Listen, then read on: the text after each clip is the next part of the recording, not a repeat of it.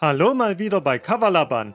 Japanisch gilt für deutsche Muttersprachler als eine der am schwersten zu erlernenden Sprachen. Doch eine Reihe von teils sogar kostenlosen Apps für Android, iOS und dem PC helfen dir beim Japanischlernen und Meistern der Sprache. Dabei ist es egal, ob du ein Anfänger bist oder deine bereits existierenden Kenntnisse einfach vertiefen willst. Ich stelle dir hier 7 der nützlichsten Hilfsmittel vor. Bevor ich dir gleich von den Apps erzähle, abonniere den Kanal und gib einen Like. Und schon kümmern wir uns ums Sprachelernen. Nummer 1. Anki. Anki digitalisiert deine Vokabelkarten und hilft dir zudem dabei, sie zu sortieren. Wenn du mit einem Wort viele Probleme hast, dann würde ich Anki häufiger danach fragen. Jene, die du schnell lernst, siehst du hingegen viel seltener. Perfekt geeignet, damit du schnell mit dem Japanischlernen vorankommst und einen Wortschatz aufbauen kannst. Um sie zu nutzen, kannst du entweder komplett eigene Karten anlegen und designen oder dir zahlreiche von anderen Nutzern angefertigte Decks aus dem Internet herunterladen. Von Vokabeln über Kanji bis hin zu Grammatik kannst du so alles lernen. Wenn du des Englischen mächtig bist, empfehle ich vor allem das Deck Kanji Damage. Nummer 2. Wanikani. Wanikani setzt ebenfalls auf digitale Karteikarten, ist jedoch vollständig auf Japanisch zugeschnitten. Es folgt seinem eigenen Lehrplan inklusive zahlreicher Eselsbrücken zum Merken der Worte und Aussprache. Eigene Karten kannst du nicht erstellen. Dafür bringt dir Wanikani Radikale, Kanji und Vokabeln in einer sinnvollen Reihenfolge bei, die das Lernen vereinfacht. Die App nutzt ein Levelsystem, mit dem du nach und nach immer schwerere Worte lernst. Bis Level 4 darfst du Wanikani kostenlos nutzen, danach musst du entweder ein Abo abschließen oder einen lebenslangen Zugang kaufen. Nummer 3. Aedic 3. Aedic 3 ist eine Wörterbuch-App für Android, die du selbst offline verwenden kannst. So darfst du jederzeit das englischsprachige JMDic von Jim Buin durchsuchen, sowie das deutsche Wadoku. Kanji kannst du zudem anhand ihrer Radikale suchen oder indem du sie auf dem Bildschirm malst. Dazu bietet Aedic eine Reihe von Tests an, die nach den einzelnen JLPT-Leveln, den Jojo-Leveln oder den Unterrichtseinheiten von Heisig sortiert sind. Du kannst zudem eigene Tests anlegen und einzelne Wörter lassen sich direkt in Anki als Karteikarte exportieren. Die grundlegenden Funktionen der App bekommst du kostenlos.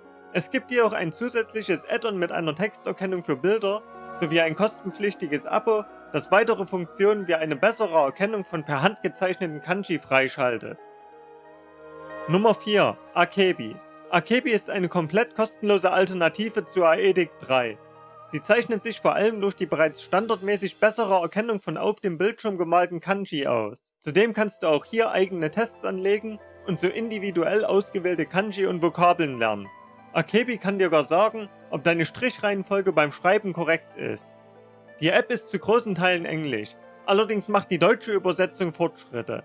Derzeit sind 63% der Wörter und 17% der Beispiele bereits ins Deutsche übersetzt. Nummer 5. Tae Kims Guide to Learning Japanese. Tae Kim hat einen sehr umfangreichen Leitfaden für die japanische Grammatik verfasst. Er bringt dir alle Feinheiten bei, begonnen bei dem Schriftsystem, über Konjugation und Satzbau bis hin zu komplexen grammatischen Regeln und veranschaulicht alles mit Beispielen.